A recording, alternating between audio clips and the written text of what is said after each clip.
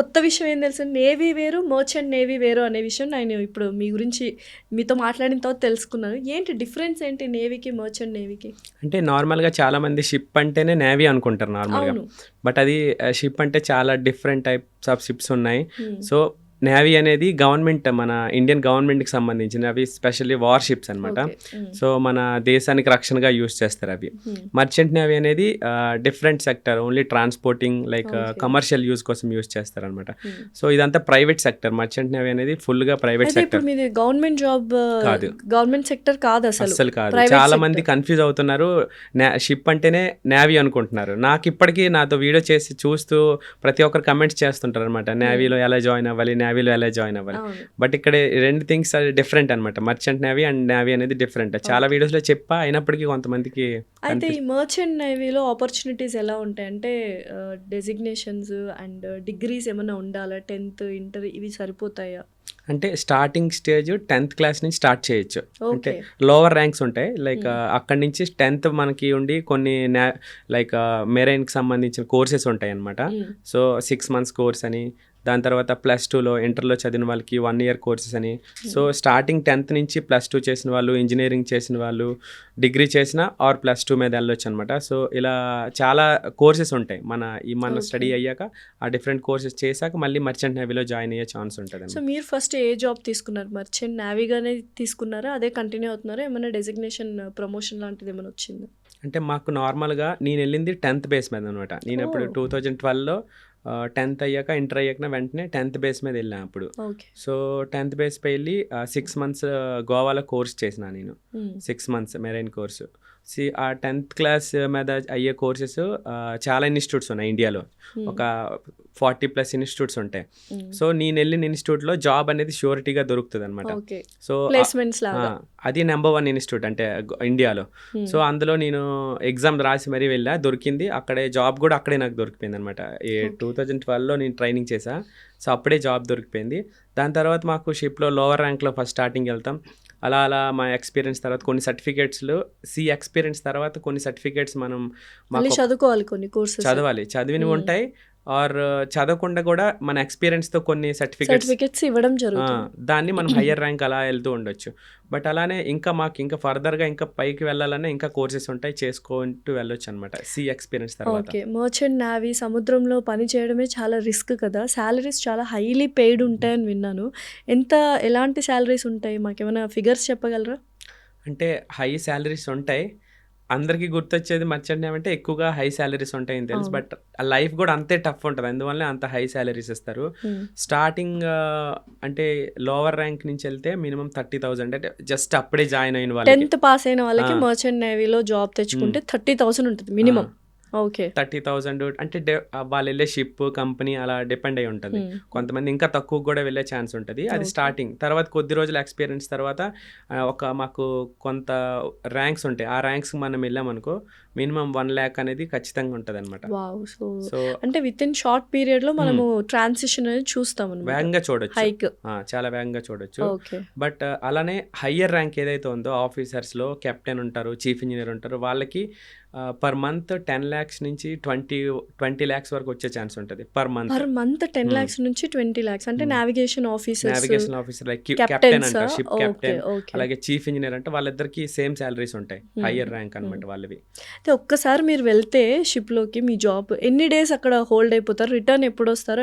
అసలు ఇంటికి ఎంత ఫ్రీక్వెంట్ గా వస్తారు? మంత్లీ ఉండదు అసలు, ఫ్రీక్వెన్సీ ఉండదు అసలు ఫ్రీక్వెన్సీ చాలా దూరంగా ఉంటాం. ఓకే.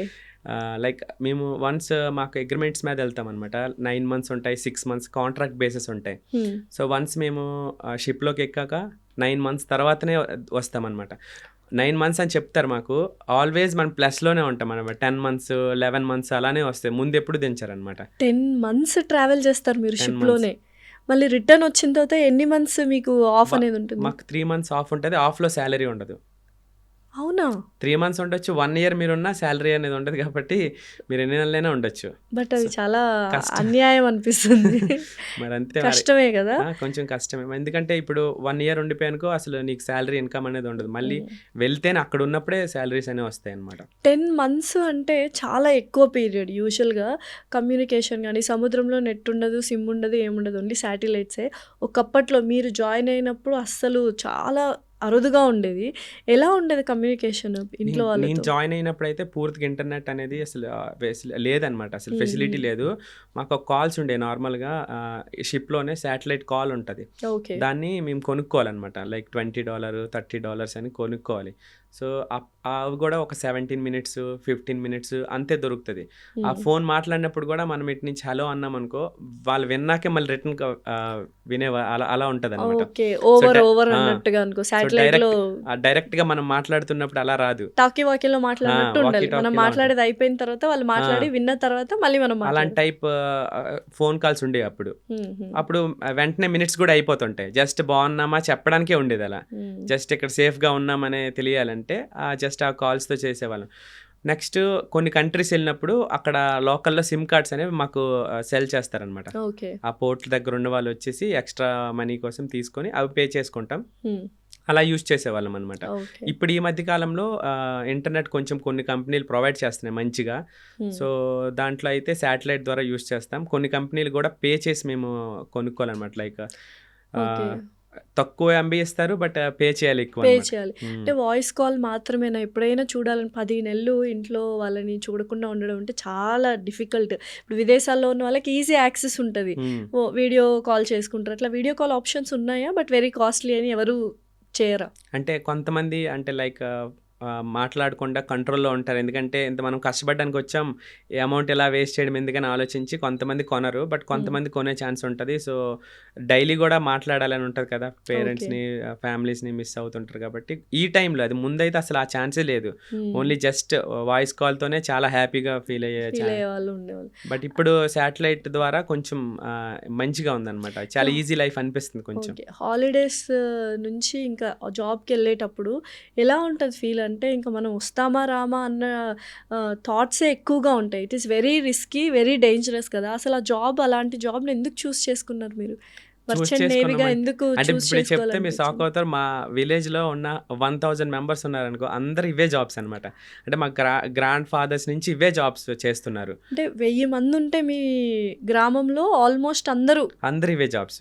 ఇంకే ఓహ్! డిపార్ట్మెంట్‌కి ఎళ్ళరు. అంటే మాది సముద్రం ఏరియాలో ఉంటాయి విలేజెస్. హ్మ్. హ్మ్. సో, ఆ చుట్టుపక్కల ఉన్న అన్ని విలేజెస్ కూడా ఇవే జాబ్స్ శ్రీకాకుళం జిల్లాలో. శ్రీకాకుళం జిల్లాలో. హ్మ్. బట్ కష్టం అనిపించదా? కొంతమంది వెళ్ళిన వాళ్ళు వెనక్కి రాని సందర్భాలు గూడా ఉంటాయి గదా! అలాంటి సిట్యుయేషన్స్ కూడా చూసుంటారు. అలాంటి సిట్యుయేషన్స్ ఏమైనా షేర్ చేసుకుంటారా మాతో? అంటే చాలానే జరిగాయి. రీసెంట్‌లీ మా ఫ్రెండ్స్ కూడా కొన్నిసార్లు అంటే మా ఫ్రెండ్స్ రీసెంట్‌గా మాతో తిరిగే వాళ్ళే చనిపోయారు కూడా షిప్‌లో. అంటే చిన్న చిన్న మిస్టేక్స్ వలన అక్కడ వర్కింగ్ అట్మాస్ఫియర్ చాలా క్రిటికల్‌గా ఉంటది కొన్నిసార్లు. లైక్ అక్కడ అంటే కార్గో ట్రాన్స్‌పోర్టేషన్ జరుగుతుంటాయి కదా! కెమికల్స్ గూడా కొన్నిసారి క్యారీ చేస్తుంటారు. అవును. డిఫరెంట్ కార్గోస్ చేస్తుంటారు.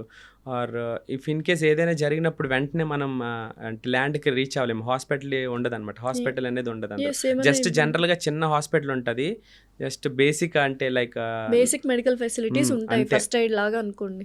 అన్నీ ఉంటాయి. బట్ డాక్టర్ ఉంటారక్కడ. సో, డాక్టర్ లేకపోవడం వల్ల కెప్టెన్, నావిగేషన్ ఆఫీసర్స్ ఏమో జస్ట్ బేసిక్ నాలెడ్జ్ కోర్సెస్ ఉంటాయి. వాళ్ళు నేర్చుకుంటారు. ఆ బేసిస్‌పై మెడిసిన్ ఇవ్వడం. బట్ ఎక్కువ క్రిటికల్ అయితే చేయలేమనమాట. అట్లాంటప్పుడు అంటే ఒక్కొక్కసారి 10 మంత్స్ ట్రావెలింగ్ కాబట్టి ఏదో ఒక సందర్భంలో ఎవరికో ఒకరికి చాలా క్రిటికల్ అవుతుంటది. లేకపోతే ఇమ్మీడియేట్‌గా డయేరియా కావచ్చు, సిక్‌నెస్ కావచ్చు, ఇలా ఎక్స్‌ట్రీమ్‌కి వెళ్ళిపోతుంటది. ఆ టైంలో ఎలా చేస్తారు డాక్టర్ లేకపోతే? ఇంక అంతేనా? వాళ్ళ ప్రాణాలు అలా వదిలేయడమేనా? అలా లేదు. అంటే అయ్యే ఛాన్స్ ఉన్నప్పుడు ఎప్పుడైతే పోర్ట్‌కి దగ్గరగా ఉంటాదో అక్కడి నుంచి హెలికాప్టర్ సర్వీసెస్ తీసుకుంటారనమాట. ఓకే. సో, కొంచెం దగ్గరగా షిప్‌ని ల్యాండ్‌కి దగ్గరగా తీసుకెళ్ళి అక్కడ వాళ్ళని దింపడానికి ట్రై చేస్తారనమాట. ఓకే. సో, సో, మీ సాలరీ ఎంత అడగొచ్చా? అడగండి ఎన్ని పర్లేదు. ఇయర్స్ అయింది మీరు మర్చెంట్ నేవీగా స్టార్ట్ అయ్యి? 2000? అంటే ట్రైనింగ్ అయింది 2012లో. ఓకే. షిప్ జాయిన్ అయ్యాను 2014లో. ఓకే. 14 నుంచి ఇప్పుడు 24 అంటే 12 ఇయర్స్ అయిపోయింది ఆల్మోస్ట్. మధ్యలో చాలా గ్యాప్ కూడా అంటే నేను అంటే ఎక్కువ రోజులు వెళ్ళకపోవడం. వెళ్ళకపోవడం కోవిడ్ అట్లా. టైంలో ఒక 2 ఇయర్స్ ఉండిపోయాను. ఓకే. సో, చాలా టైమ్స్ అంటే నేను ఎక్కువగా ల్యాండ్‌లో ఉండడానికి ట్రై చేస్తుంటా. సో, అప్పట్లో మీకు స్టార్టింగ్ 30,000 వచ్చేదా? స్టార్టింగ్‌లో ఒక 30,000 ఉండేది. ఇప్పుడెంత? ఇప్పుడు 1.5 అలా దొరుకుతుంది. 1.5 అలా దొరుకుతుందా? అంటే నాకు ఇంకా హయ్యర్కి వెళ్ళే ఛాన్స్ ఉంది ఎగ్జామ్స్ రాస్తే, దాని గురించి ట్రై చేస్తున్నా. ఓకే.